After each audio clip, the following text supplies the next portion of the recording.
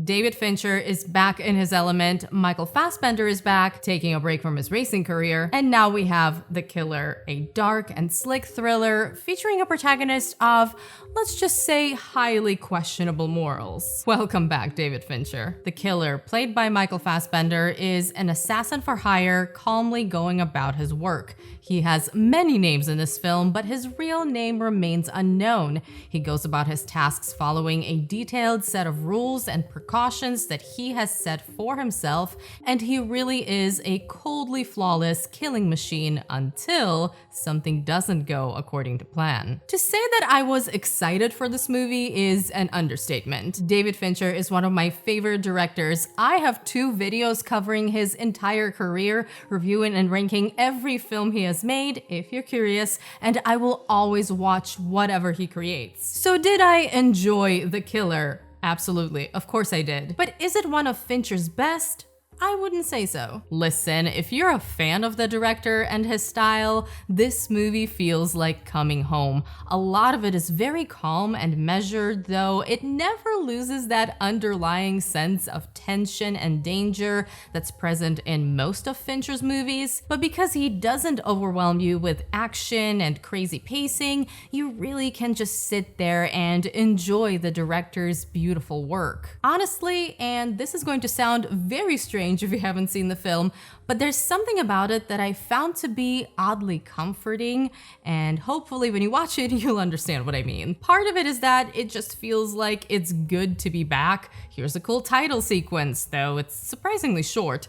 Here's the beautiful lighting. Here's the Trent Reznor and Atticus Ross score. Here's the striking cinematography. But there's also something about the tone and the pacing here that feels almost soothing. Now, I don't want to give you the wrong idea. At no point does it seem like the protagonist is a nice guy you should root for. This is not a romanticized view of an assassin. He is not some misunderstood, brooding misfit with a conscience. No, he kills people. Forbid empathy is part of his mantra. Nothing about this is cool. What you're watching is a hitman's day at the office going sideways, and he is doing his best to continue with his measured, meticulous, methodical routine, which also means he will stop at nothing until he achieves his goal. We are constantly in his head, listening to his inner monologue, and it is not a warm or cozy place to be. We learn about his routine, about his work ethic, his beliefs, about how he perceives the world around him, and how he sees himself as a part of this world. This is the mind of a calculated killer, and even though there is still something human about him, as we eventually find out,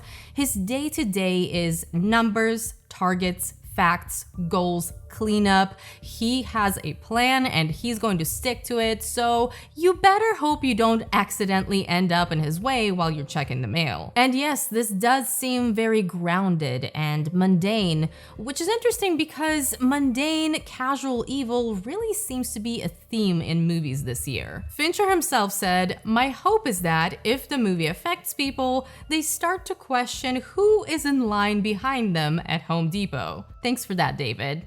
Thank you. When it comes to style, there's definitely some Hitchcock to this film, particularly Rear Window, and of course, The Killer wears its Le Samurai influences on its sleeve. But at some points, I was even reminded of Linklater a little bit. There's very much a slice of life quality to this thriller. It's kind of a vibe movie. Is a merciless killer the type of person you want to vibe with? Not particularly, but it is interesting. His code, his mindset, I certainly could not look away. I think people are perverts. The point is, we're following this guy on his quest as he goes from one location to another, but as he has those one-on-one interactions with the people he's on the mission to pay a visit to, we see how differently those interactions unfold, how differently people react when faced with imminent death. And of course, Michael Fassbender is perfect in this role. What a comeback. I really hope he continues to make movies, even though he's clearly very selective about his projects these days. And speaking of the cast, I have to mention Tilda Swinton, whom I adore, and unsurprisingly, she is also fantastic here. She doesn't have a huge role, but it's certainly a very memorable one, and honestly, if her role was bigger, she would have stolen the entire film. On a different note, there's something about The Killer that feels very personal to Fincher because he is known for being a perfectionist and a director with a very precise, particular vision, so it's understandable why he was drawn to a character like this, someone with a specific set of rules, with a code, and someone trying to maintain all of that when faced with an unexpected challenge. Fincher's personality also comes through in the movie's humor, which I found very well placed. It's the kind of perfectly dark, dry humor that relieves the tension when it's necessary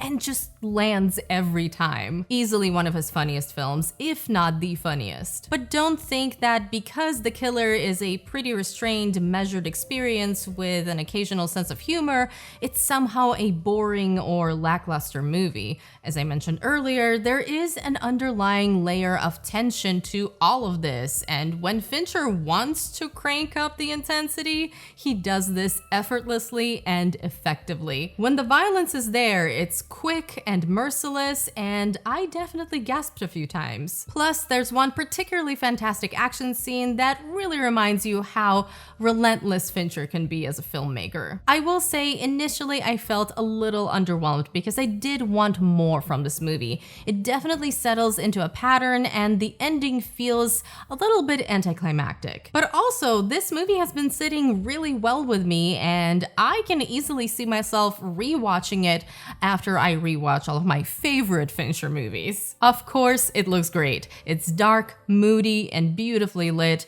Fassbender's return to the big screen is very satisfying as he perfectly fits this character. He carries himself in a way that feels so removed from everything and everyone, shutting down his humanity. He feels cold with no room for empathy, but there's also definitely an element of a facade to all of this. And it's interesting to watch how he's able to compartmentalize and separate whatever feelings he has left from his life as an assassin. It is a very chill movie, but the tension is always there underneath the surface, with Fincher patiently waiting to escalate things. And he does. While it probably won't be your favorite film that he's ever made, I think the fans are still going to get a lot of what they were hoping for.